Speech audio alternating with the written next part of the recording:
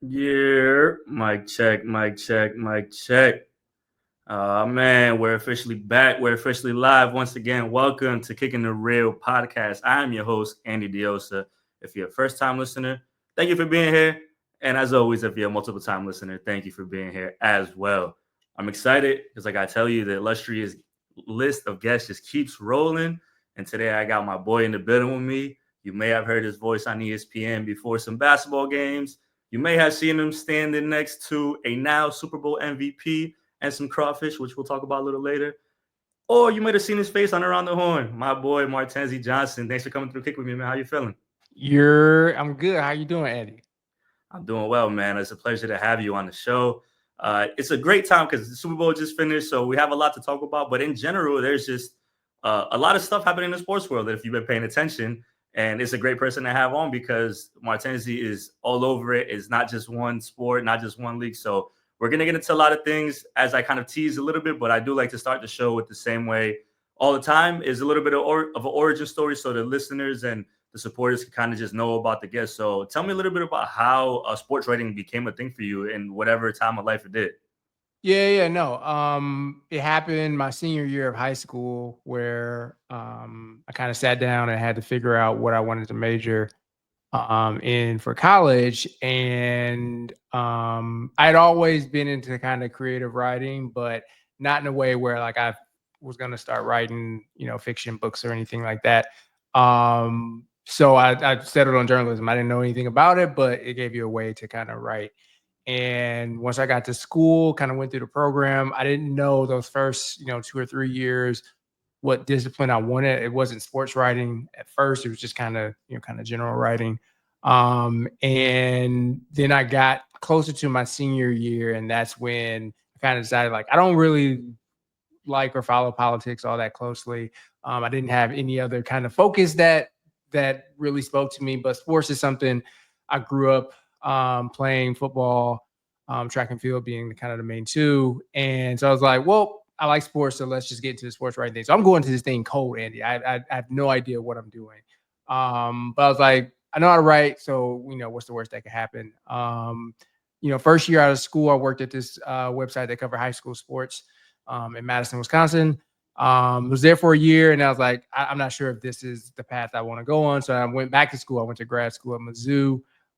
Did 2 years there, and then a couple weeks before graduation, I got a call from ESPN saying, I filled out an application that I still to this day, 10 years later, I do not recall filling out this application for kind of an internship program that they had for new grads. So I was like, whatever, let's just do this. And so I kind of started in a production support role, cutting up video for ESPN, like highlight reels and stuff, running teleprompter for Kerry Chow.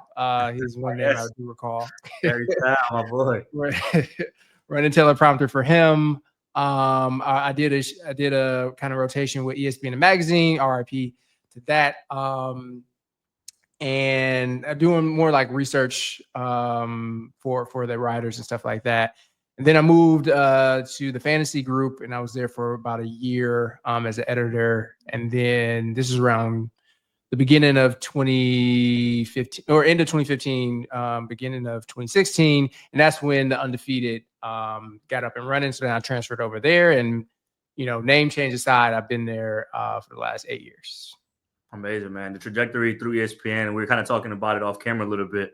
Is it's crazy because there's so many different lanes in that company, and things shift very fast and often. I think that's the part that people don't talk about enough, that they shift very often.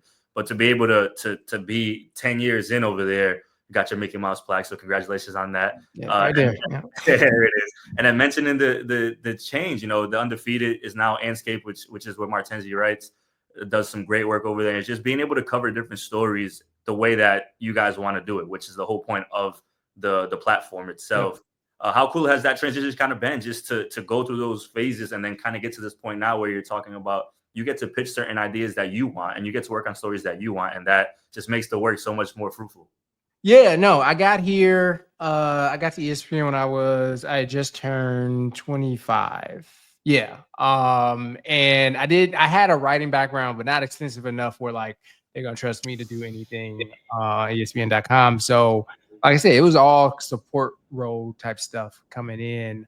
General sports or fantasy or whatever it may be, which is cool. But I wasn't really doing anything myself, right? Nothing really had my name on it.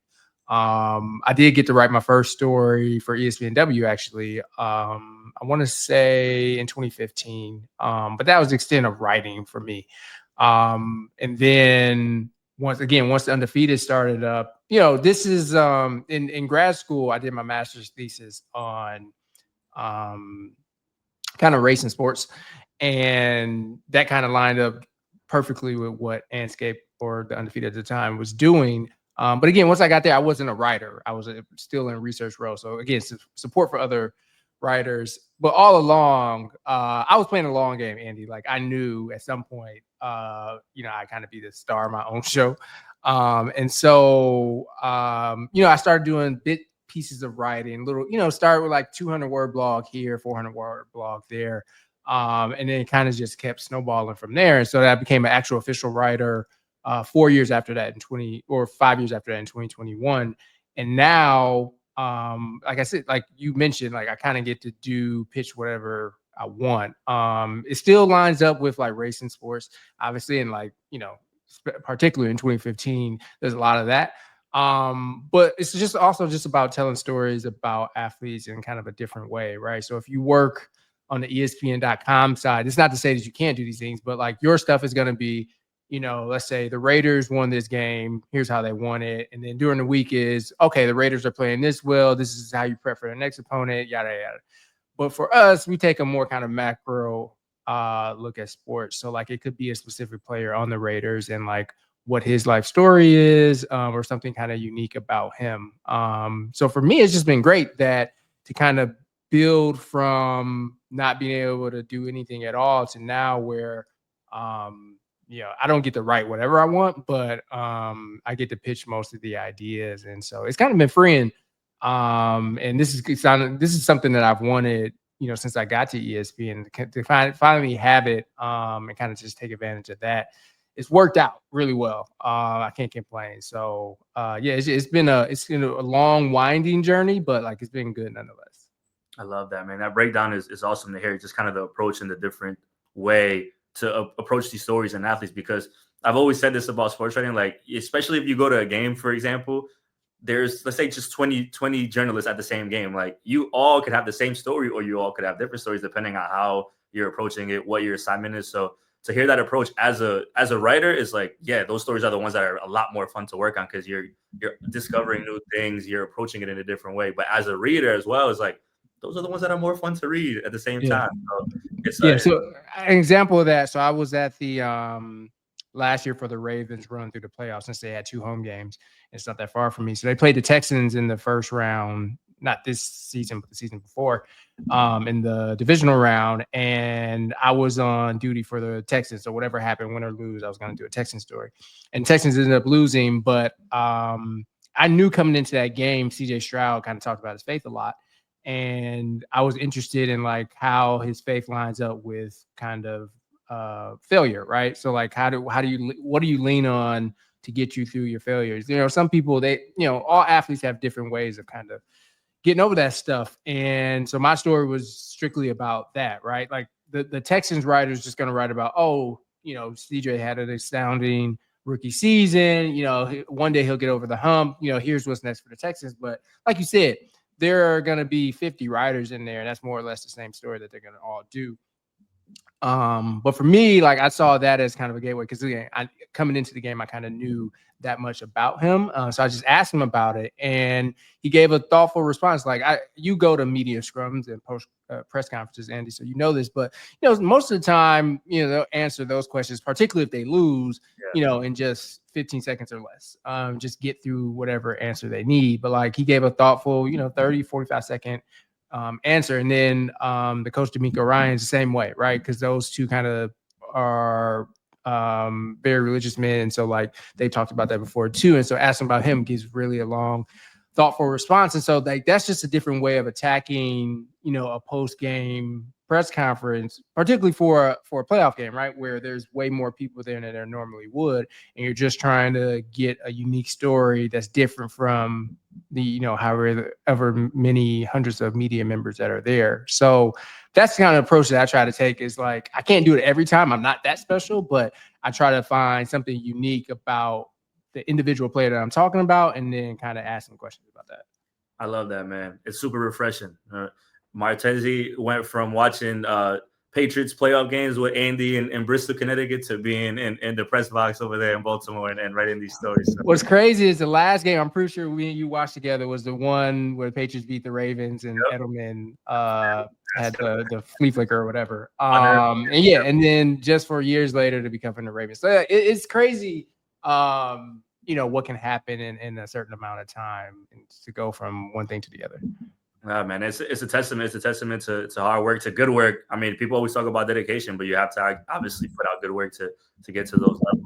I do have to ask you about Around the Horn, because I remember when you announced you were going to be on Around the Horn, I was happy as a friend. Once again, as a consumer, Around the Horn has always been like my favorite ESPN show, just because of the nature of the show. It's just talk. It's not necessarily just 1 and 2. It's 4 different opinions and a point system. And I've always just loved the show, and I still do. It's one of the few things I still will tune into. Now the timing is different for me on the West Coast because it's a little earlier. But either way, you made your appearances. How was it? How's it been? Just like I said, as a fan, as a friend, I would love to know how that experience was. Yeah, so that's it's surreal, but not maybe in the way that it might seem. So like you said, growing up watching it, like I was aware of Around the Horn, but by no means was I coming home from school every day to watch ESPN or really any other sports shows. But I knew what it was, right? And I had seen it before, and I was familiar with, a lot of the names. Tim Kalishaw came to Mizzou while I was there. I think his daughter went there at the time or something, and he gave a talk during one of the sports classes. And so like to have that and then to be doing multiple shows with Tim 10 years later is kind of crazy. But yeah, like I say this all the time, like ESPN wasn't particularly a dream for me because like I didn't think that it was attainable. Like I never went into sports writing to think that one day I was going to be at ESPN. Like I just, like if you come from I don't come from a small town like that, but like to come from like Milwaukee, Wisconsin, like you don't foresee ever get into that point. So like it wasn't like, oh, this is on my checklist of things to do. But once I got to ESPN, it's like, okay, well, I can keep aiming higher and higher and higher. So like getting that was crazy because I had done some TV before for ESPN, but like obviously not in a situation like this where you're on the screen for upwards of 20-30 minutes. And you have your butterflies going into it, but like once you realize it's sort of like this where like all you're doing is talking into a camera. Like there's no live audience here or anything like that. You can get hung up on the fact that there's 300, 400,000 people who are going to watch it later, but like it's not live or anything. So like you don't have kind of that pressure. But it's still at the end of the day crazy that this thing that's been a staple of the network for over 2 decades, like I'm a part of that. Like I think roughly 50 people have appeared on that ever. And to be able to be one of those is just kind of crazy because I just didn't ever foresee it for myself. Like again, to come to ESPN as an intern and then end up on Around the Horn just baffles my mind how all of that played out. But no, it's been the best experience. It's gotten me better at talking in short sound bites, right? Because each of us only has about 60 to 90 seconds per answer.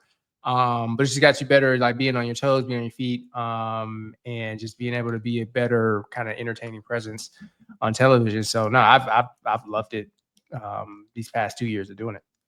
I think you said the most important part to me is like that's a very unique group of people because they just don't let anybody on that show, and it's always been that way. You're used to seeing the same faces over the years, and it's almost like a little group within itself. So it's cool that you're part of that. And to the larger point, it's just taking advantage of opportunities. And I've said that was almost the premise of me starting this podcast, of seeing how trajectory and things to get you from one step to the next step, and just being able to kind of grow and get better in those ways. In the field, it's amazing that you're doing it in the same place, but doing it in different ways. So that part is super dope to me. And the last thing I do want to touch on before we get into the Super Bowl talk and all that fun stuff is the voiceover. I know you just did one for the Pistons the other day. I thought it was amazing. Great job on that. How did that come about? How is that? That's more of just like kind of reading, if I'm not mistaken, and putting it. They kind of do the work in the back end, or am I far off on that? Yeah, no. You're pretty accurate. So this is my third one I've done. The first two I did were in 2022. Yes, 2022. I did two in 2022 in the spring for NBA games. And I hadn't done any since then. So this was my first one back. So basically, the producer reached out about a week before it aired. It was like, hey, we have a ESPN, or we have a tease that we're doing before one of the games, right? So it varies on how the teases are. It could just be highlights with no voiceover, no sound or anything. You're just preparing you for the game. Like, hey, the Pistons are playing the Lakers, yada yada yada.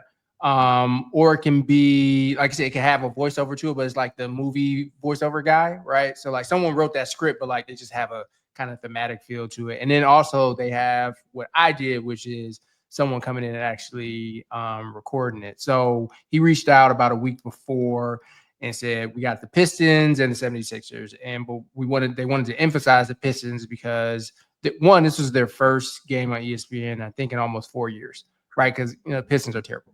And they wanted to have a kind of analogy of the revival of the Pistons, which coincides with the revival of the city of Detroit, right? So Detroit kind of fell off during the recession of 2008 because the auto industry, went to shit. And so now it's getting its kind of groove back, and the team is as well. But then also a third element of that was like kind of emphasizing Motown too, because Black History Month going on. So he just gave me those three parameters, and it's like I had make a script of basically to do 60 seconds is about 100 words or whatever. Which sounds easy, right? But like it's hard to be that concise with something. So my first draft was over that, but then we cut it down. But yeah, so we went through the edits, and then I literally sat right here where I'm at right now and recorded it. And then I think I gave it to him on a Monday or Tuesday. He spent the next 2 days editing it up, obviously adding the video element, getting the sound right, having music and stuff on the back end. And then it went before the Pistons and 76ers played last Friday. Yeah, it's almost a week ago. Mm-hmm. That's awesome, man. I love it. That's good writing, because you always go over and then cut down. Don't ever under deliver. I'd say that's what I always do, whether it's a script, whether it's a feature story, whatever it may be. Like, might as well get everything out, kind of regurgitate everything out, and then you can cut it down from there, rather than like trying to get it precise, because it's like you're gonna have to do edits anyway, so you might as well like just cut rather than have to add. Most definitely, and I love it. It's a look behind the curtain to the listeners to see how this stuff works. It's not glamorous. I don't go into a studio, nothing special like that. I just do it at home. Hey man, it's still out on ESPN before the game starts. Many people probably heard your voice, and you could now put a face to the voice there with that stuff. But now it's amazing, man. Like I mentioned, just great work all around, and keep doing it, man. I love bringing people on. Mostly this podcast has been just people that I've either worked with or know. You're the second ESPN guest. I had Freddie Coleman on early on. Shout out to Freddie. Nice. Yep. And it's just cool because it's people that I've spent time with, I've worked alongside, and people are doing great things. So just keep doing that, man. It's great to see somebody that I've known for a while be able to do that at that level and continue to do it in great ways as well, man. Yeah, that's crazy too. You mentioned Freddie. Like, one thing that can happen too is you get so caught up in what you're doing now that you kind of forget the other stuff. So like Freddie, like I filled in for Freddie's radio show because like for the last 2 summers, basically I've done radio shifts, right? And the same thing where you think, oh, they're in this studio together. No, I do that at home as well. But we had mentioned also ESPN magazine. So like when I got there, it was basically doing research for the magazine writer. So 2 of the stories that I was researcher on was one, Derek Jeter's final game with the Yankees. So this is September or October 20. I have it right here on my wall. That was the cover that it was just white, and it was just him. Just white. Yeah. So somewhere here. I don't know where it is. So I was the researcher for that. So J.R. Moringer wrote that story. And so like a couple weeks before, obviously they knew they wanted to time it with the last game. So just doing some background research for that. And then the other one was J.R. Moringer did again, like a year later, he did one on A-Rod. I don't think it was A-Rod was retiring, but it's something about it. I don't remember what it was. So I did that. So like again, background, behind the scenes sort of work. I didn't write a single word, right? So this is 2014, 2015, just for almost no. This is so 4 or 5 years later after that. So it wasn't even the 10 that it is. Like to have now, I'm sorry for people who don't understand the context of the Naked Man, but I can go up. So like that's my cover, right? So I wrote a story myself 4 or 5 years after that. And so like again, you come in, like I knew what I wanted to be when I got there. Like it was sort of like getting your foot in the door sort of thing, like doing the work that I was doing at the time. But like I had aspirations of being a writer the entire time. And so to have it actually kind of work out, it didn't go at the speed that I want, but like, for any mid 20-year-old, like you want everything immediate anyway. But just kind of sat back and bided my time, and obviously got more stronger as a writer, because I wouldn't have been able to do that, when I first got to ESPN. But some maturity and more skill set learning over those years to be able to go from being a researcher for it to actually writing my own story. So yeah, it's been, and then my second one, technically, ESPN Magazine died a couple years ago, but we'll be talking about Jalen Hurts, but now they're repurposing the story I did on him into a magazine that's coming out on Friday. So it's crazy a lot of times to think everything that's kind of taken part over the last 10 years, but I also have the 10 years in the future to look forward to, and Absolutely. really looking forward to what happens there too. Yeah, I've always said like I think people, and I say this a lot with sports with athletes because just in the realm of talking to them a lot, and or coaches do this a lot, but they never take the chance to kind of step back in the moment because they're always so just like foot on the gas and go. And I feel like we are kind of the same way in a lot of similarities in that while we're doing it in this field or maybe in any industry, but I know particularly to the field that we're talking about, we're kind of just like head down and like you mentioned, I'm already looking forward to the next 10 and not realizing like the last 10 and exactly how great that was and how many things have happened. So it is dope. Perfect transition to bringing up Jalen Hurts, the pursuit of perfection, which is what we'll be talking about here. Yep. Salute to the Eagles, Super Bowl champions, 40-22 over the Chiefs. And I think one of the most dominant Super Bowls I've seen since the Patriots beat the Rams. And I know people don't like that, but that was a 10-point win, Andy. No, of course. But in terms of defense, like I haven't seen a defensive performance. On offense, it's not even remotely close. But Sean McVay and the Rams coming into that Super Bowl were like the next, best thing. And Belichick was like, here's a master plan and shut that all down. And that's what the Eagles did, but on every occasion, on special teams, on offense and on defense. So we'll get into the game, but I do want to start with Jalen Hurts because you wrote this great story on him, and the lead was my favorite. You call him a crawfish connoisseur, and and I just want to touch on that moment before we even get deeper into the specifics of the Super Bowl itself, because the premise is like he's a crawfish guy. He's like, we're not doing this. There's broccoli in there. Yeah. I'm not having that. Did you eat the crawfish? What did you learn from that moment? And then how was it to kind of work with Jalen in a time where he had already lost the Super Bowl and he's trying to get to this level that people probably know he could be at, but he's facing all this criticism. And now we see it culminate on Sunday and he wins MVP and he does it in a marvelous way.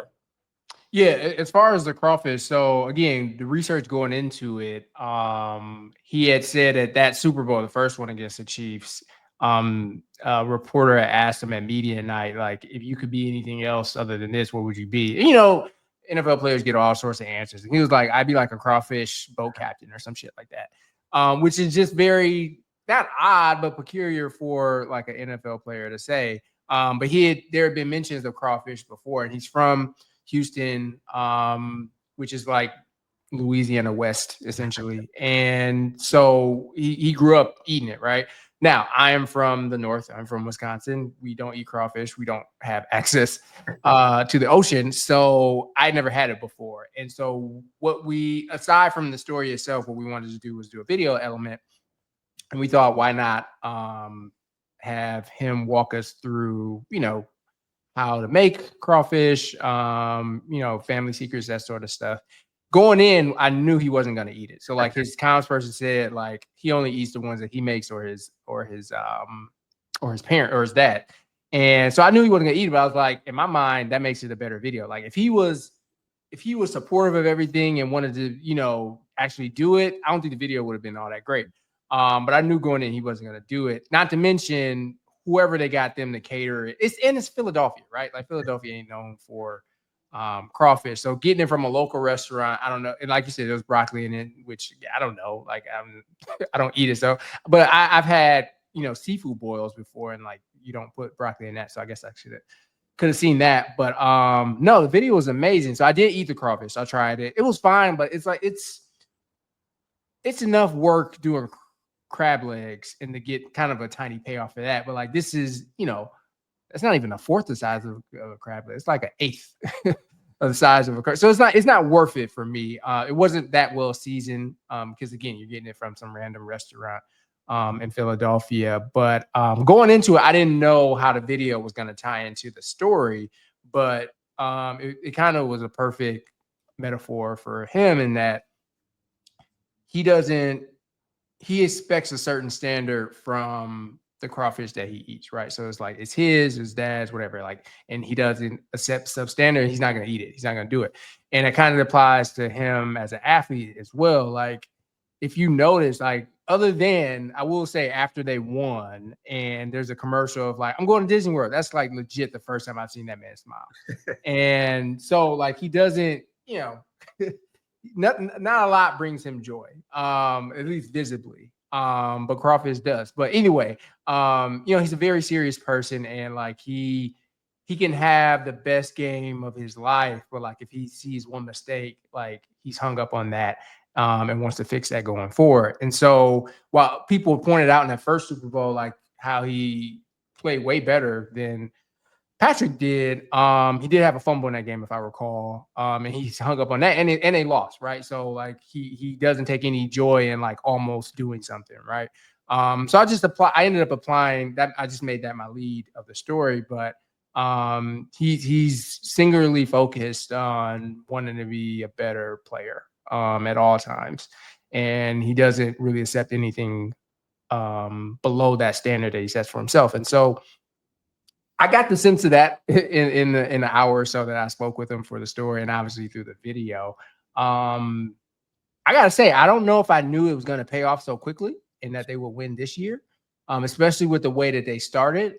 They won that game in Brazil versus the Packers, but like Jalen did not play well at all. And starting off 2-2, I was like, and it did seem like Sirianni was going to get fired. But lo and behold, they turned it around and actually won it. But no, like a lot of them are talk, and maybe some of his stuff is talk too. But like he's really about like football is his only concern in the world, and being better at that at all times. And that definitely came through that through the video, obviously, but then the story as well. I think it's dope to see the fact that you're mentioning that they're repurposing the story, of course, because it's relevant now. But just how it changed so quick for him. I mean, you're talking about the way they lost in the playoffs last year to the Bucs. He couldn't throw the ball like further than 15 yards. Maybe his injury was a lot more than they made it seem. This year was weird. Like you mentioned, Sirianni seemed like he was going to get fired. Philly, they have no empathy for anybody. Like they were ready to get Sirianni there. They were already criticizing Jalen Hurts. Oh, he has had these steps and had already gone to the Super Bowl. And then he picked the best time to have probably his best game, like an incredible game, accurate. That pass to Devontae Smith was as good as I've seen in a long time on a big stage. He was great on the ground rushing as well. So it all culminated, and it finally was like it reminded me of Tatum. Not to bring up the Celtics, it reminded me of just like a stress like reliever. Like, all right, man, like here you go, have it. Leave me alone. I'm actually nice. And to see that happen along with Saquon, because such of the focus was like Saquon, we can't let him break loose. And you got to give Spags and the Chiefs credit. Like they contained them, but they were like, hey, man, we're going to let Jalen beat us. And he absolutely did that. So what's your breakdown of the Eagles being able to pull that off? Because it was almost like the Chiefs are going to do it because they've done it and they're back to back and they're going to go 3 pin. And we kind of failed to realize that the Eagles, of course, were that good to mess with them. And the defensively, they were locked in, I feel like all postseason, but specifically in the Super Bowl. But B is like the Chiefs themselves, Like Mahomes is Mahomes, and you wrote it in your latest piece with the tiers. Like he's God level. You're gonna get whatever you get from him Yeah. all year, and to me they sleepwalk through the season to the top seed. But there Yeah. were signs there all year that were like, hey man, this might not be that same Chiefs team, and it came all to light in the biggest stage.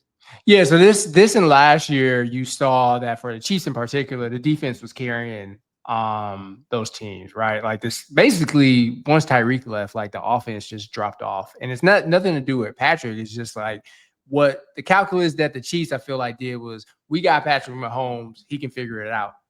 And he did last year, right? And he got him back to the Super Bowl. So it's really not too many faults in that argument, but like at the end of the day, like you do need some form of talent. And so they ran out of gas there. But like you said, like even for a team that went 15-2, in that last game, they didn't even play anyone. So 15-1, right? They got lucky a lot. Like call a spade there. And the thing that the Eagles had going for them was it's clear that I think they were 14-3. Somewhere around there, yeah, I think something like that. It's clear two things with them. One, the defense was out of this world. Jalen Carter in particular, and he wasn't even a star of the Super Bowl, but I think just his mere presence kind of opened things up for everyone else. But like they have very good linebackers, they have very good secondary, so they were just going to shut any team down regardless. Right. But then you had Saquon Barkley. Like for a team to win 14 games and their quarterback doesn't even throw for 3,000 yards, that kind of tells you that something special is going on here. And so, like, obviously, Saquon added a completely different element that they did not have the year before. And as we mentioned, like, Jalen did not play exceptionally well this year until he did. And in that Super Bowl, basically, the Chiefs were like, Jalen Hurts is going to have to beat us. We're going to swarm. And by swarm, I mean they swarmed to Saquon every time he touched the ball. It was like, Jalen, you got to pass for this one. And all those passes that he missed during the regular season, all those ill-fated interceptions or boneheaded interceptions that he threw during the regular season. He got one, but it didn't end up mattering anyway. But like he didn't make those same mistakes this time around. And that then is why 40-22, right? Like anything less than that from Jalen is going to be a closer game, but like he stepped up when they needed him the most, which is exactly what he did 2 years ago as well, right? Like he played out of his mind. It just so happened Patrick Mahomes got the ball the last time around, but this time they ain't leave that up to them, Andy. And so I think that I'll give him credit for that, is that even through all of the hardships of this year, and clearly it's not a skill thing with Jalen. A lot of his stuff was just the easiest pass that he can make. He misses it for some reason, right? Or he tries to force Hail Mary into double or triple covers. Like that's just he knows not to do it, but for whatever reason he did it. But he wasn't making those mistakes, and so the Chiefs had no chance, right? Like you can get lucky as much as you want all year, but at the end of the day, like they just talent wise, they could not line up with the Eagles. And Jalen, when they needed him, right? And quite honestly, they didn't need him that much. Like they had a defensive touchdown, almost had a second one. But he did what he was supposed to do. And you got to credit him for that, because he could have faltered. He could have thrown way more interceptions. He could have been like Mahomes, right? Just throwing the ball wherever, but he didn't. And so, I give him credit for that. Yeah, he was locked in, and we mentioned the defense deserves so much credit, obviously. But the fact, even that first drive where he makes that pass and he gets that phantom call that we're like, here we go again with the Chiefs and the refs. Like you could tell he was laser focused, and I love that you brought up the first Super Bowl because he had a good game, but Mahomes got the ball at the end and he just did what he does.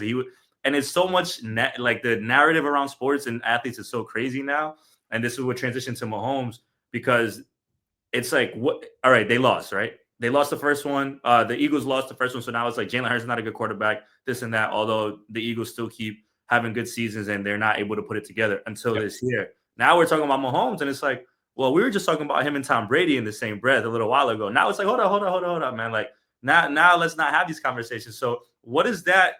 Like, how does that translate for the Chiefs? Because I just saw a little while ago, now Kelsey's like, we'll see what my future looks like. Is this Mahomes like hype train finally dying down? Like obviously we know he's God tier, God level. But what does this loss do for him specifically? I think it forces the Chiefs' hand like I said before, like they were under the impression, rightfully so, at least last year, that we can win with him throwing it to whoever, right? Like Kadarius Toney was essentially the number one receiver last year, right? And that man, if you have not read the news today, will not be playing in the NFL anytime soon. And so, and lean in on Kelsey, right? Like Kelsey is old. like like Gronk retired for the first time, what, 4 years ago, 5 years ago? And Kelsey's older than him, right? And so like what we know from him, like the Kelsey that we remember is not the Kelsey of today. And so he's throwing it to that kind of elder Kelsey. Even though Xavier Worthy had a really good game, like that was that started happening towards the end of the season, right? He is not Tyreek Hill as much as fast as he is, he's just not him, right? And so I think this is going to force their hands to actually get a, if not a true number one receiver, like damn near close enough, right? Like he needs someone to be able to throw the ball to, and that offensive line.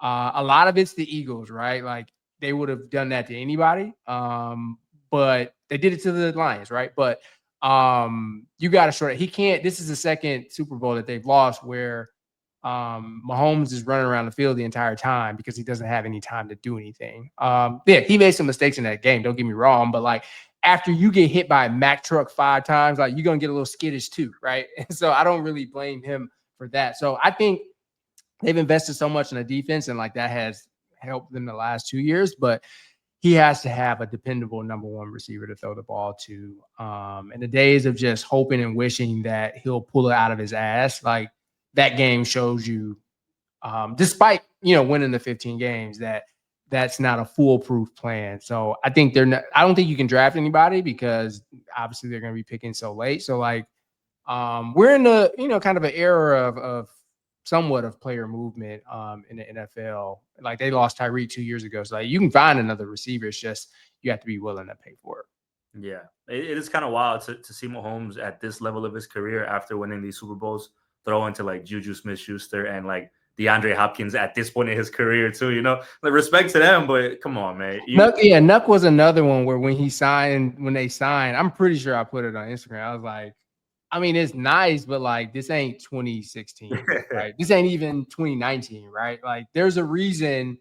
I don't know which team he was he on the Titans at the time? There's a reason the Titans were like, fine, like you want to leave, cool, that's fine. Like, and it showed, right? Like he can still, if you put I was gonna say if you put the ball in his hands, he will catch it, but obviously that's not true either anymore. But like he's dependable in that, like again, if you throw to him, he might catch it, but getting open, he can't do that like he used to. And so like, yeah, trotting him out, Juju Smith, even Hollywood Brown. We talk about Ravens playoff games. I've been there for basically all of them since Lamar's been there. And I recall Hollywood Brown very well. And that man can't catch either. You can't make everything a stopgap measure. Like you actually have to give him somebody to throw to. As great as he is, he has to have somebody to throw the ball to. Like the comparison to the Tom Brady, like I know it's like he never really had a receiver post Randy Moss, but like he did have Gronk, right? And so that he needs at least one option to throw the ball to. So I think after watching that game, I have to imagine the front office has to give serious consideration to that. It'll be interesting because going into the Super Bowl or even the AFC Championship game, I'm like, if this isn't the year for the Bills, then it's just like not going to happen. And now if you're the Bills, you're kind of thinking like, okay, man, this team after losing the Super Bowl, maybe they are going to take a step back, and you got to kind of let's try to do it again and try to beat them because they're most likely going to be right back there in that situation. But it does kind of like feel like a little bit of a shift if they're not able to navigate that offseason the way that they should to get Mahomes to help, because we know when he's on his game, he's as dangerous as anybody in the league, if not the best. Yeah. What are your thoughts on, we mentioned him briefly, on Saquon, because we're going to talk about crazy movement in sports a little later, but the fact that Saquon goes to Philly, has such a great year behind a great offensive line, and I think an athlete that's just so well-deserved of that recognition. We know he's such a great running back since Penn State, and seeing him finally get to that mountaintop in a game where he's probably like, man, I really want to score, but he doesn't. That doesn't matter when they're up by so much in the beginning, like the first half. He's like, oh, it's finally happening, and all of the things that he did in the season. I mean, you talk about Brazil opening the day. He scored 3 touchdowns that day, if I'm not mistaken. When Hurts was bad. So I don't want to say he carried them there, but he was a big reason of why Philly was able to get to where they did. And then he finally gets that Super Bowl, which he was not sniffing when he was playing in the I middle. mean, he did carry them. Like to get 2,000 yards, like you kind of literally carried the team. For Saquon, it's interesting, and it kind of goes to a theory that I have. So over the years, the position has been devalued, right? Because there's an understanding that one, through college, these dudes are running the ball 400, 500 some odd times, and then you get to the NFL and you run them into the dirt so much so that once they're up for that extension, they're 27 or whatever it may be. They got a lot of miles on them, and you're only going to get another 3 years of value out of them anyway before they turn 30 and kind of fall off a cliff. That we know for certain.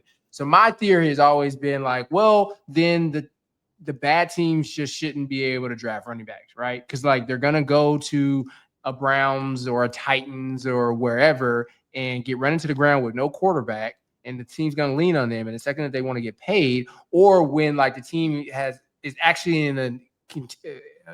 has the ability to actually contend, like they're over the cliff at that point. Saquon went to a team that the year prior, well, not the year prior, but 2 years prior, had gone to the Super Bowl and had only gotten better since then, really, no matter what happened last year, right? And what did he do? He rushed for 2,000 yards. Derrick Henry, for almost 10 years, was carrying the Titans while they were trotting out Ryan Tannehill and whoever else the fuck. And finally got to a good team, almost ran for 2,000 yards. But for, some turnovers and drops in that game, maybe the Ravens would have gotten to the conference championship too.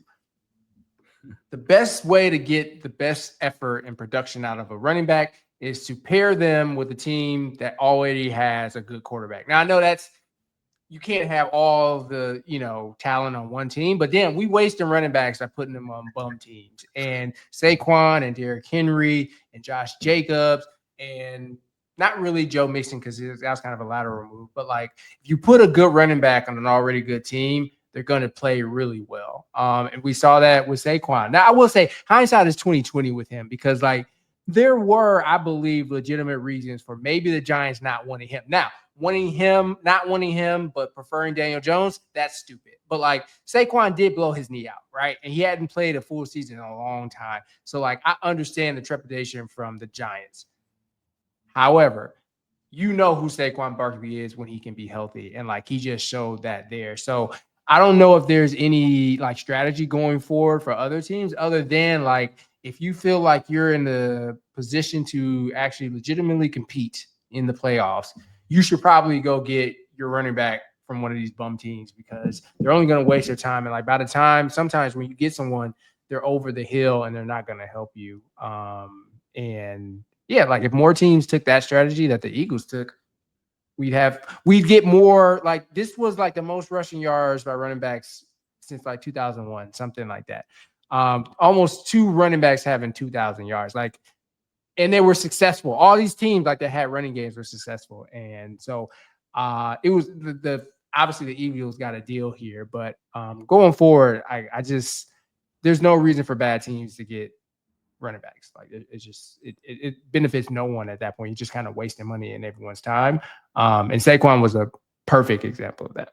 Yeah, this year was a testament to just all these running backs going to new places and showing out. And it was great to see you mention some of the names and the two-headed monster in Detroit. Like running backs kind of, I don't want to say are starting to shift things again, but with these athletic quarterbacks, it does kind of start to bring a different conversation of how much a star running back could make an impact on a team that already has an elite quarterback in the way we see these athletes now in the NFL. So shout out to the Eagles and their fans. Please do not go running into poles and eating cow manure from the streets and all that fun stuff y'all did a few years ago when y'all won the Super Bowl. But let's talk about the real winner of the Super Bowl before we pivot to the NBA. Of course, Kendrick Lamar. And we were discussing this probably a few weeks ago on this astronomical ass whooping that he's been laying on Drake for the past year. This is bullying in its finest form in front of the whole world. And I don't want to even say it culminated at the Super Bowl because it's still going to be going for a while with this world tour they're about to be on. He's about to be on with SZA. But what do you think of the performance? Just I don't want to even talk about the reaction because the reaction is always so overblown. But just how Kendrick set that what is it, like 13 minutes up, and SZA still gets a few minutes of that. But I thought it was very well done, and just in terms of pulling cards and playing things the right way and sending jabs here and there. I think he did a really good job. But what are your thoughts on the halftime show? No, I mean I'm biased here, right? Like I have not been a fan of Drake's for many years, and so like I've been patiently waiting for someone to do this, and like Pusha T kind of got it started in 2018 or whatever year that was. But so whatever, Kendrick could have gone out there and literally fart into the microphone for 13 minutes, and I would have said it was the greatest show ever. But no, it was great, right? Like it one and the same thing that was with Usher last year, and other people have done this too. But like when they're performing and like there's no backing track and like they have to do the entire performance themselves for that long, like that shows you who the committed artists are and kind of who wishes they could be that, right? And so like give them all the credit for doing that. But I thought it was a great show, right? Like obviously he has an extensive catalog, and for someone like Kendrick, like he wants to go deeper meanings into things, which for me is like, I mean, it's cool or whatever. Like I do find it interesting to make the sort of you know analogies and metaphors or whatever about race in America while performing for the NFL. We can say that, right? But all in all, though, like I think it was a seamless show. What everyone, including myself, was looking forward to was not like us. I don't think for a second I thought he wasn't going to do it. It was just going to be an interesting way of how he pulled it off.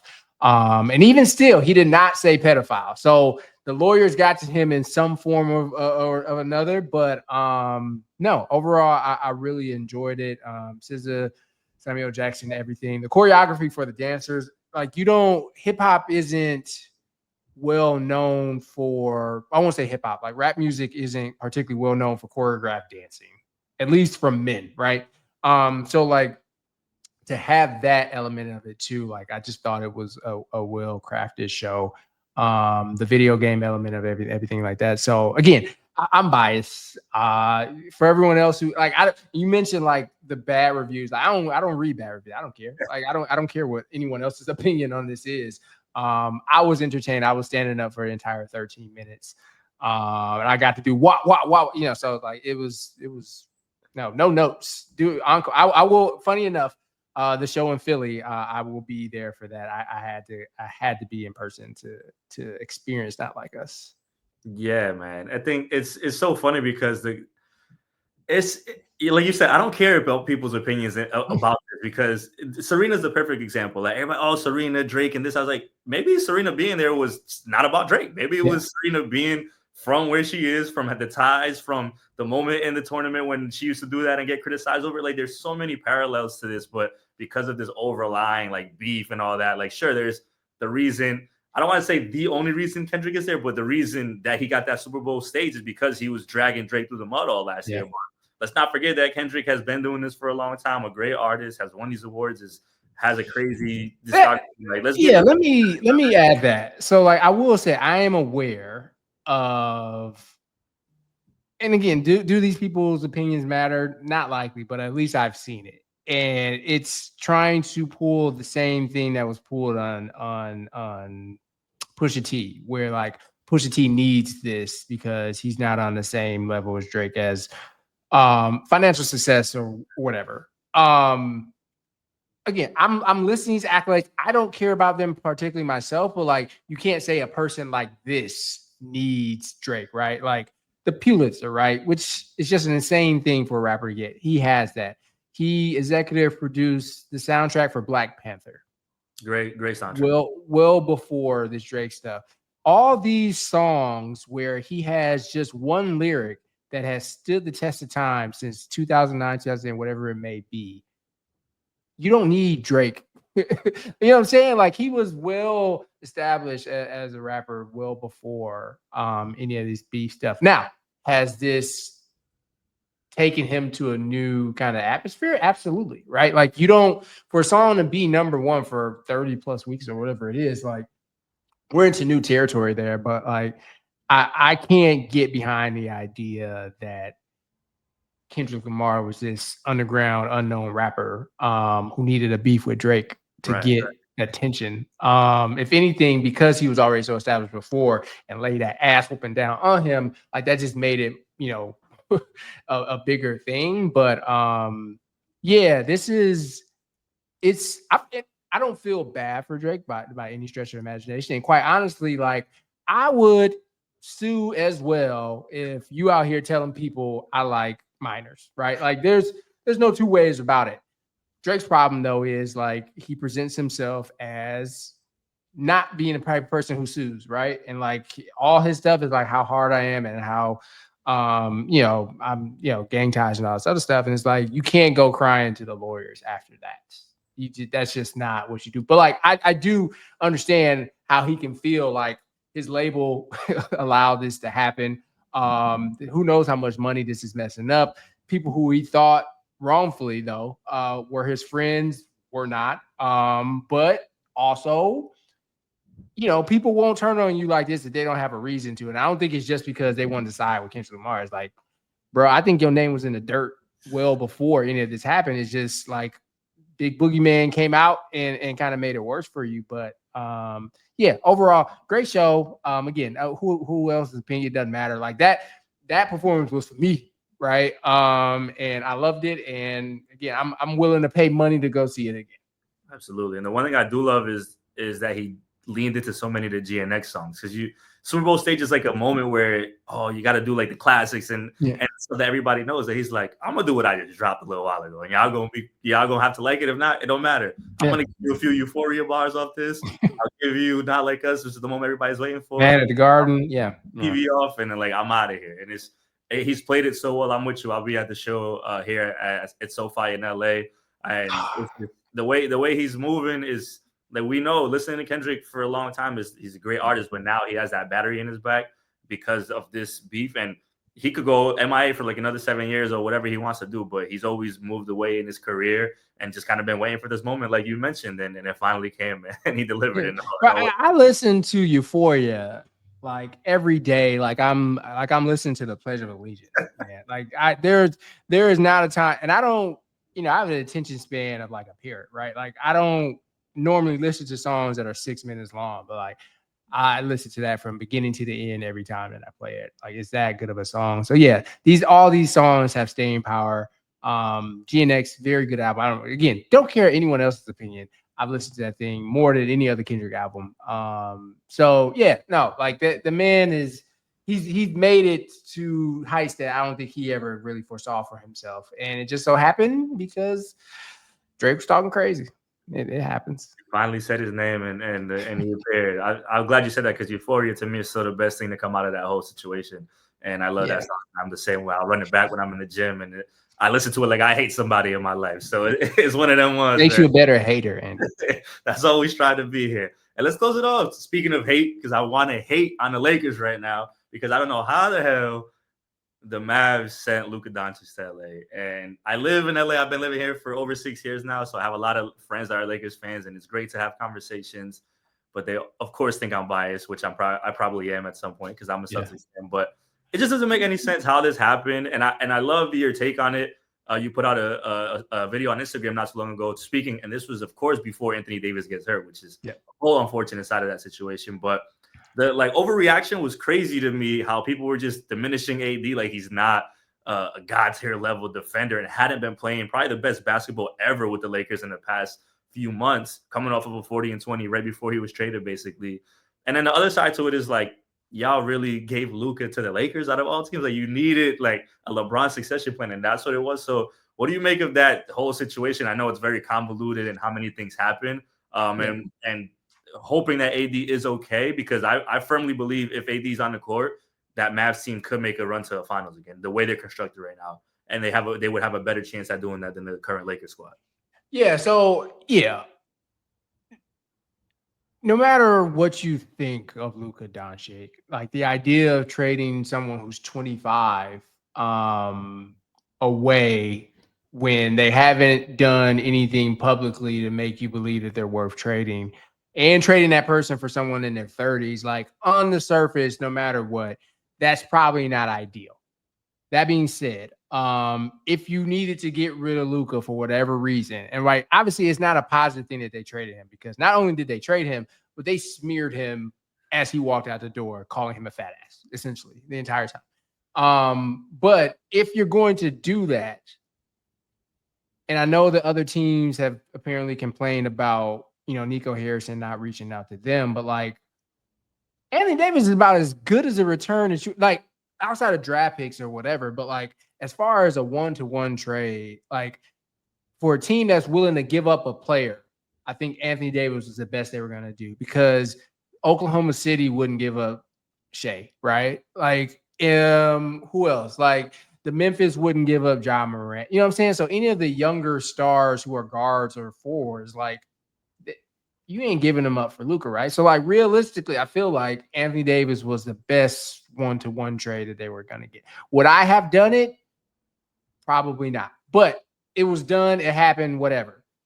And Anthony Davis proved them right. For at least one half, he proved them right. He had the best half of any player in the last 30 years in his first game for the Mavs. And by that, like you said, that mixed with Kyrie Irving, mixed with PJ Washington and Lively and Gafford, Klay Thompson, on and on and on, right? Like that's a good team, right? Like, is it like world beater? I don't know, but like Anthony Davis, all his warts aside, and he doesn't have that many, right? He was doing 40-20 games not long before he got traded. Like the man can still play. So I wasn't that mad at it from that standpoint because like Anthony Davis is good, really good. But then he got hurt. And that's not good because Nico was getting death threats before Anthony Davis got hurt. And now it's not even a timetable on when he will return. So like they're going to continue to free fall through the standings where they're going to get to the play-in stage. And you're going to hope he's going to come back and hope that the abdomen heals. Because like obviously he had the ab injury before.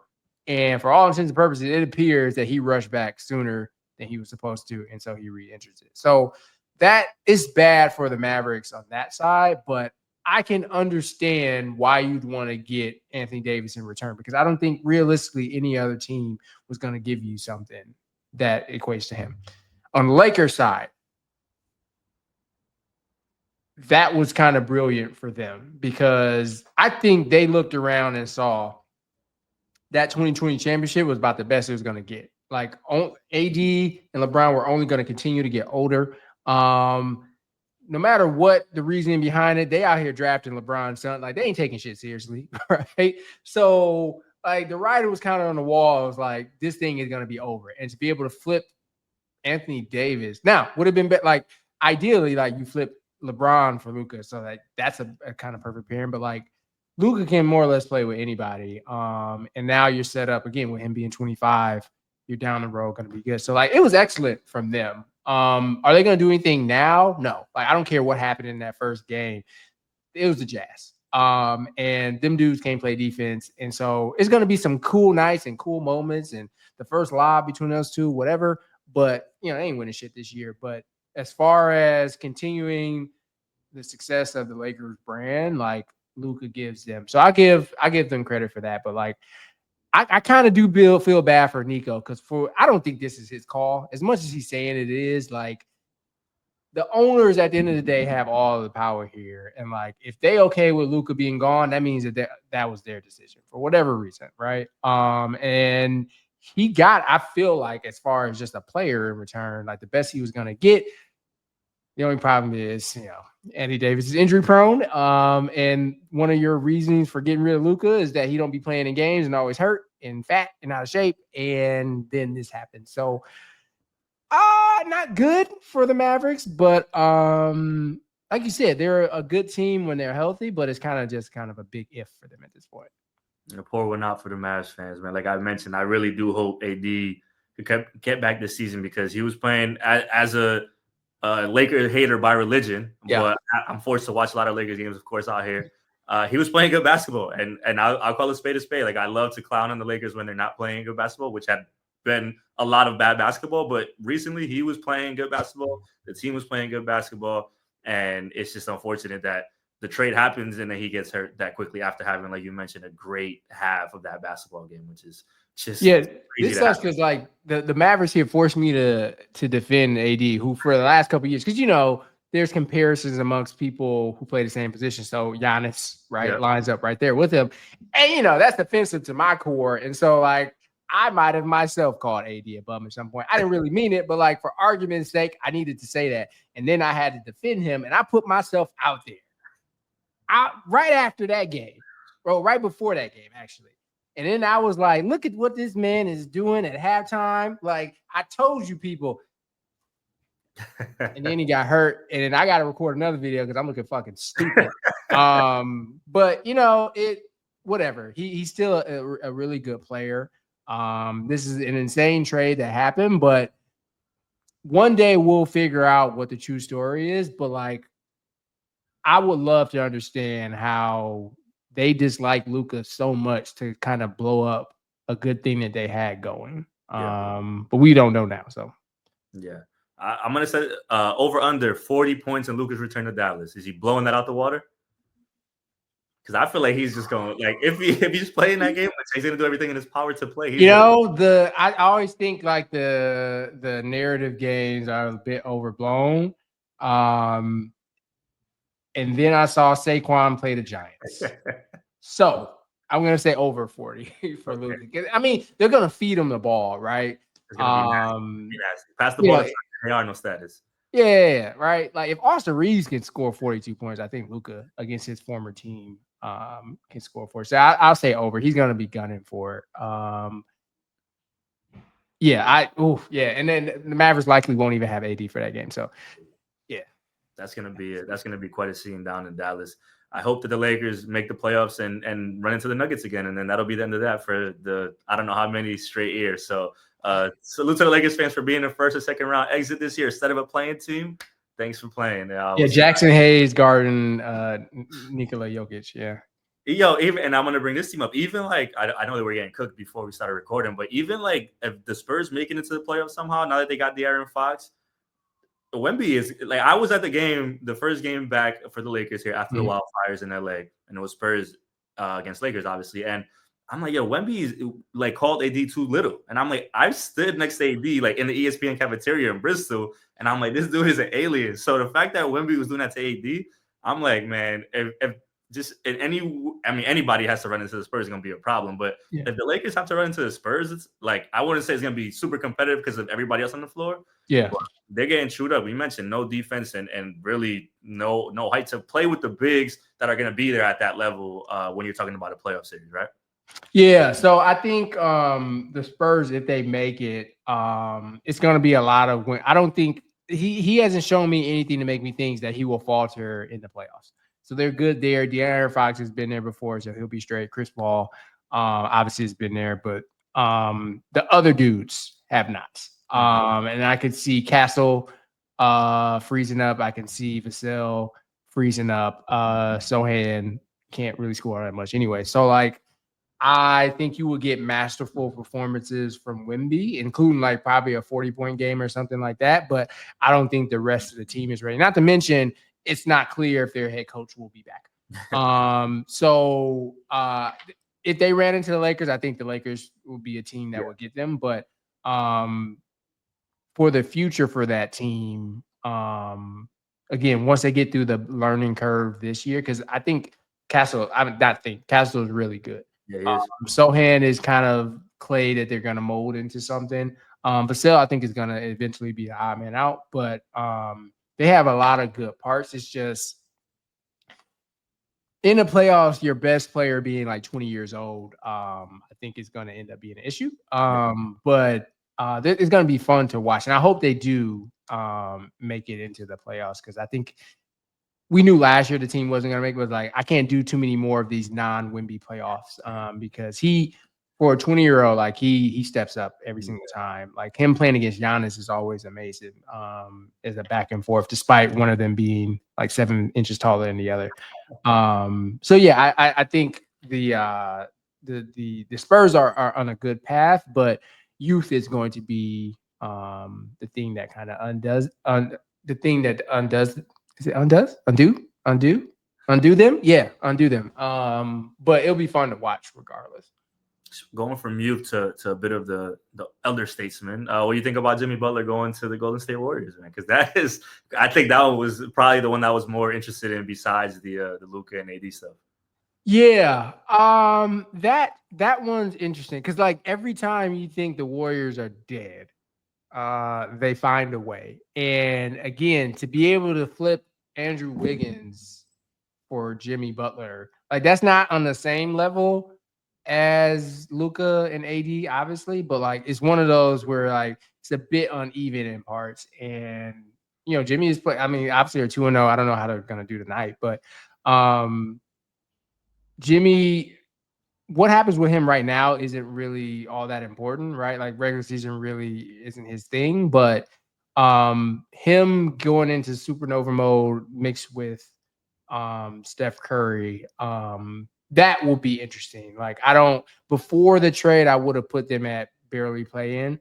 But obviously, like no matter what with Jimmy, you can't deny that he plays really well in the postseason. But they're another example of I don't know if they got enough beyond those two. I mean, you can add Draymond as far as like being a facilitator and defense, but I don't know if they have enough beyond that, including Kaminga, whatever the hell he will do once he gets back. But they're better off definitely than they were just a week ago. So all these teams seem to be gearing up because for the first, not for the first time, but like there are no clear favorites like it was during LeBron, those 8 years that he went consecutively. Even the Warriors themselves, um, Boston isn't as dominant as they were last year, right? So all these teams are gearing up because they see like this is a window. I think really it's a window before Wimby kind of takes everything over.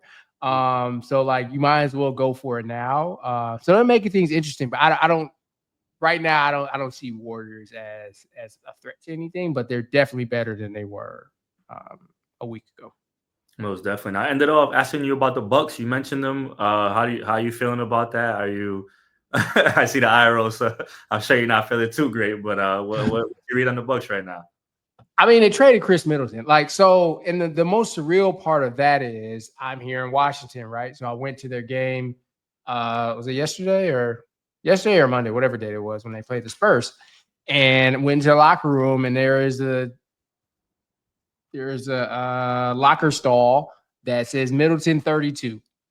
And that, I mean, it hit before, but it really hit watching that because I'm like, this is it's insane. But yeah, no, trading for Kyle Kuzma is not going to turn you into a championship contender. Um, they have dismantled that team, chasing short term glory, and it's been their undoing. Like they gift wrapped it essentially, Drew Holiday to the Celtics.